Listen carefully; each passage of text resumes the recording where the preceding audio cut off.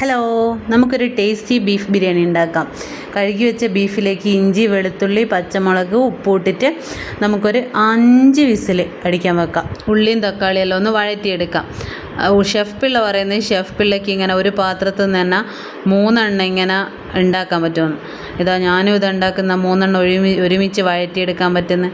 എന്താ ഷെഫ് പിള്ളയ്ക്ക് മാത്രമേ ഇതെല്ലാം പറ്റൂലേ.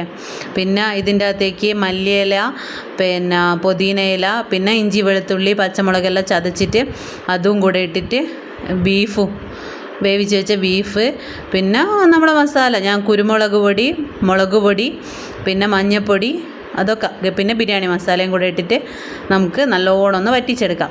പിന്നെ മല്ലിയിലയും പുതിന ഇട്ടിട്ട് ദമ്മിടാൻ വെച്ചാൽ കുറച്ച് മസാല ആദ്യം എടുത്തു വെച്ചിട്ട് വേണമെങ്കിൽ ഇടാം. ഇവിടെ വാമിക്ക് അങ്ങനെ മസാല ഇട്ട ചോറ് ഇഷ്ടമല്ലാത്തതുകൊണ്ട് ഞാൻ അങ്ങനെ ഇട്ടിട്ടില്ല.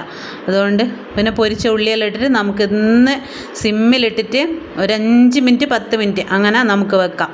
അതിന് ശേഷം ഒന്ന് ഫുള്ളിലാക്കിയിട്ട് നമുക്കിത് ഓഫ് ചെയ്യാം. നല്ല ടേസ്റ്റിയാണ്. തുറക്കുമ്പം തന്നെ എന്താ മണമെന്നറിയാം. കുറച്ച് വാമിക്ക് എടുത്ത് വെച്ചിട്ട് നമ്മളെല്ലാം കൂടി നല്ലോണം ഒന്ന് മിക്സാക്കി. ഇത് കണ്ടോ എന്താ ടേസ്റ്റ്. ബീഫെല്ലാം നല്ലോണം വെന്ത് വന്നിട്ടുണ്ട്.